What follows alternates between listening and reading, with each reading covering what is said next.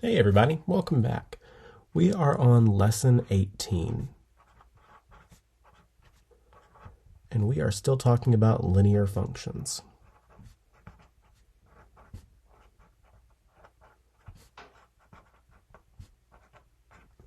So before we go any further,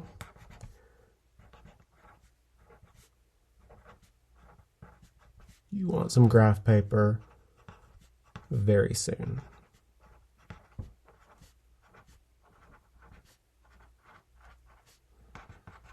We're coming up on the part where we are going to be talking about the graphs of linear functions, and having graph paper is going to be super helpful for you.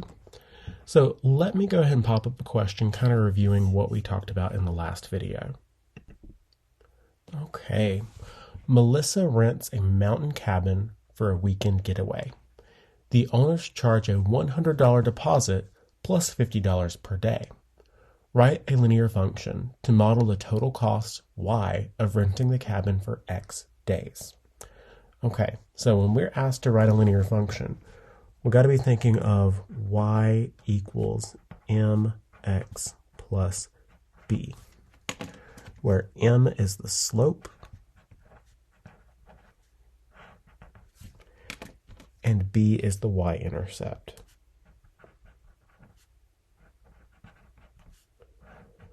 Now that slope can represent a bunch of different things, but they're all going to be describing a constant rate of change.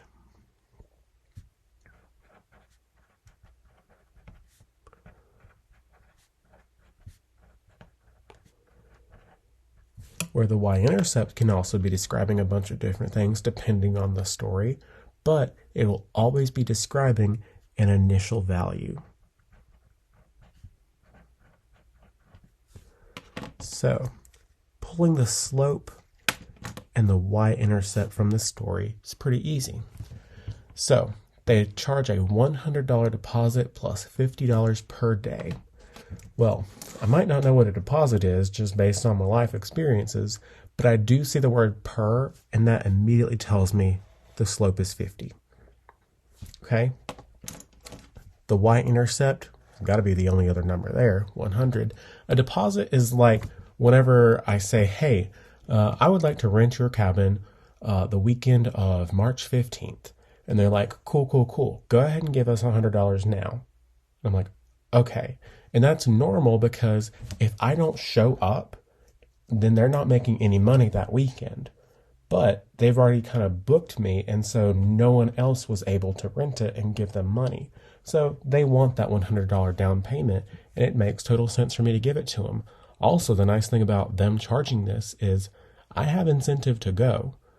I've already paid $100, so might as well show up for my own vacation. So the function that we could use to write this is y equals 50x plus 100.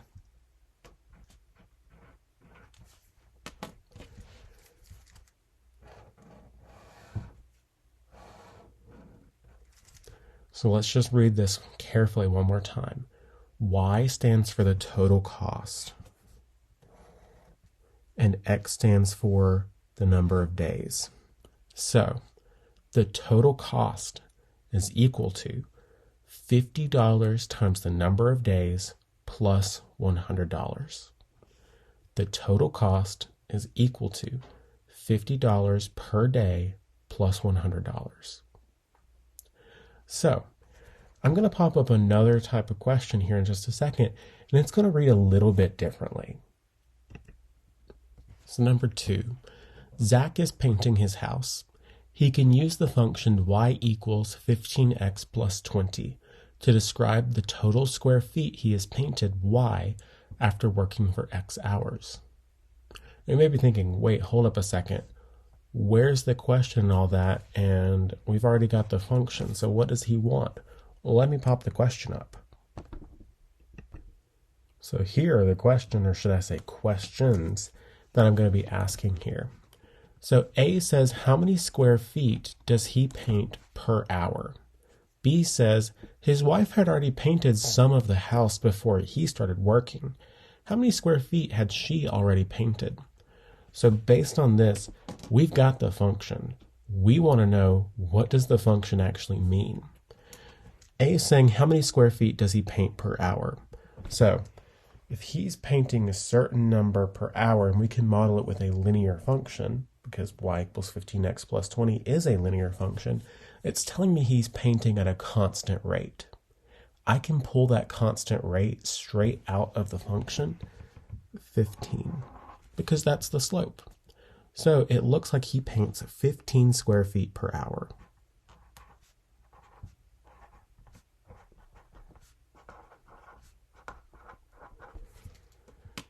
Anytime it says how much does he paint per hour, the word per is telling me that we've got a slope. B, it's definitely asking about the y-intercept. The y-intercept is 20, of course. She'd already painted 20 square feet.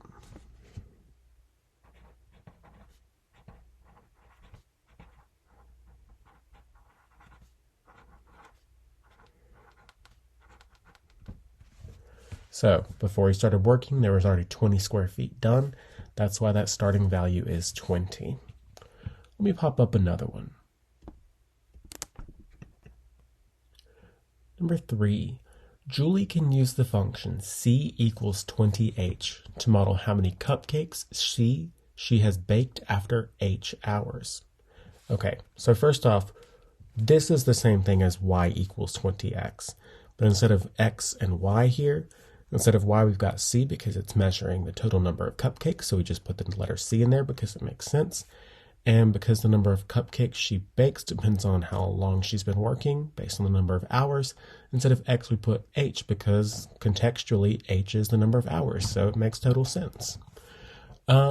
So instead of saying questions that are like, hey, how many does she bake per hour, or what, blah, blah, blah, this is saying, what is the meaning of the slope? And what is the meaning of the y-intercept? So in Math 1, the people who make your final exam love to ask you these types of questions. Just, hey, what does the slope mean? What does the y-intercept mean? Given this function, tell us a story, okay? So you may be thinking, wait a minute, did he forget to write something? Because functions should look like y equals mx plus b, or here, c equals 20h plus something. Something is missing right here, okay? Well, we've already got the slope. That's written down. The slope is the 20. So, since C is representing how many cupcakes she's baked total, H represents how many hours she's been working, and 20 is being multiplied by the hours she's been working. C stands for, it measures how many cupcakes, and it's changing by 20 per hour. So the best response we could give here is something along the lines of, she bakes 20 cupcakes per hour.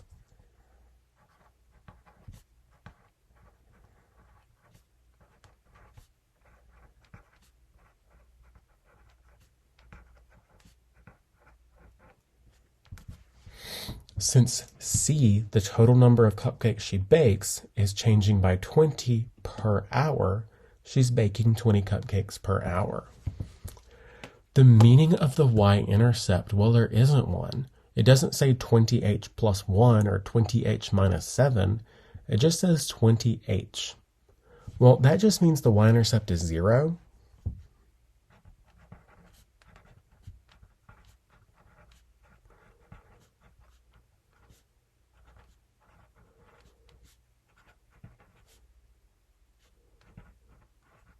Meaning she hadn't baked any cupcakes yet.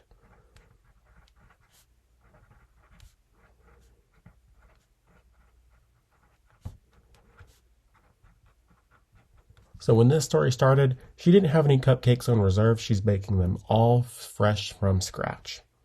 That's it. Okay. I'm going to pop up another one.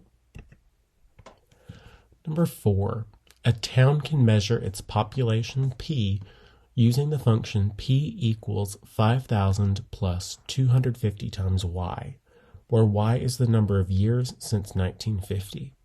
So what's the meaning of the slope? what's the meaning of the y-intercept? Well, our slope is going to represent the year-over-year change, okay?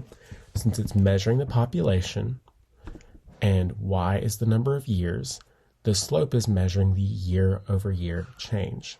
Now, ordinarily, if we were looking at y equals mx plus b, we would be saying that, hey, 5,000 is the slope.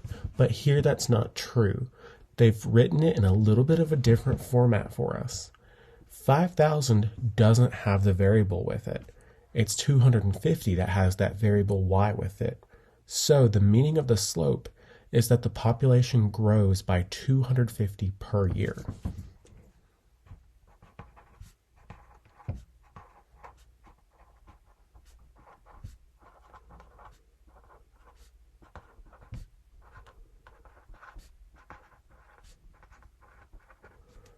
We always want to pay attention to where that variable is that's measuring or kind of describing the change, okay? The population is changing by 5,000 plus 250 per year. So the y-intercept, it's going to be the number that doesn't have the variable with it, 5,000. And that means that in 1950, the population was 5,000. Now wait, where am I getting 1950? Because it's saying the number of years since 1950.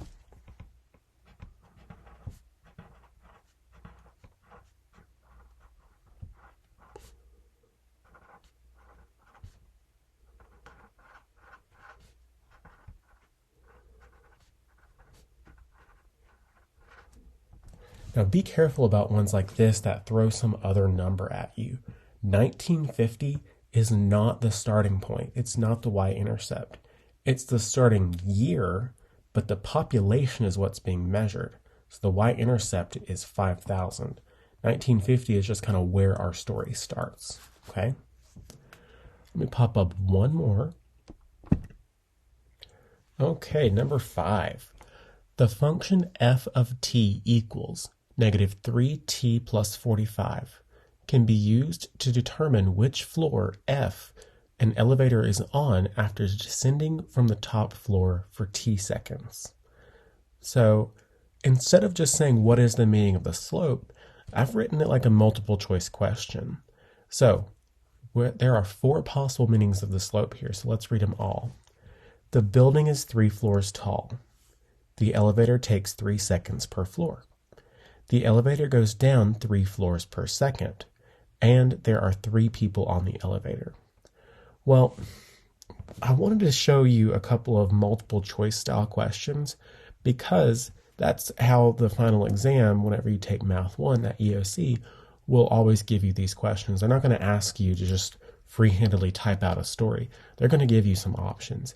And 99% of the time, 2 of the options are absolute, just completely unserious, silly, banana stuff. So, how we can kind of narrow these down. Remember, f of t, now don't be too caught off guard by this. I know it doesn't say f equals negative 3t plus 45. F of t is just the same thing as the output is equal to negative 3 times the input plus 45. F of t is just saying the floor you're on, f, depends on the time t in seconds, okay? The floor that you're on depends on the time. And actually, that's a really important point. This whole function is measuring which floor you're on. So if the slope is negative 3, now it should make sense that it's negative because we're going down, right? That's going to help us eliminate a couple of options here. So the building is 3 floors tall. That would make a lot of sense if 3 was the y-intercept because it says it's descending from the top floor. But let's see, the elevator takes 3 seconds per floor. The elevator goes down 3 floors per second. I see the word per in both of those. So those are good looking options. There are 3 people on the elevator. I'm going to go ahead and cross that one out. That one's silly because this function is not measuring how many people are on an elevator. And I'm going to go ahead and cross out the first option as well because the function is not measuring how tall the building is. the function is measuring which floor I'm on. So the elevator takes 3 seconds per floor. The elevator goes down 3 floors per second. I've narrowed it down to 2 pretty decent sounding options. But if this function is measuring which floor I'm on, then the -3 is going down 3 floors. Okay? So the elevator goes down 3 floors per second. The answer is that third one. Let's look at some examples of what it might say if it was asking for the y-intercept. So B says, what is the meaning of the y-intercept? And here's 4 types of options that you might be presented with. Is it the elevator takes 45 seconds to descend from the top floor all the way down to the bottom floor? Is it the building is 45 stories tall? Is it the building holds is it the elevator holds 45 occupants? Or is it the elevator descends 45 feet per second? So the starting value was 45. That's why all of these had the word 45 in it. Remember, F stands for which floor you're on whenever the elevator is descending from the top floor. So based on the slope question, we can go ahead and eliminate the very last option. The elevator descends 45 feet per second. One, that sounds terrifying, dropping 45 feet in 1 second. I don't know about the speed of elevators, but that feels like a lot to me, okay? The elevator holds 45 occupants. What? This is not at all measuring how many people that the elevator can hold. The elevator takes 45 seconds to descend. That function is not measuring how long it takes for it to do something. And remember, the y-intercept is always your starting value, your initial value. Since that says it's descending from the top floor, the elevator starts on the top floor whenever it's going down. So the building must be 45 floors, 45 stories tall. Okay, I'm going to go ahead and pop up a few more questions right here. And thank you so much for watching. Let me know if you have any questions, and I hope y'all have a wonderful day. Bye.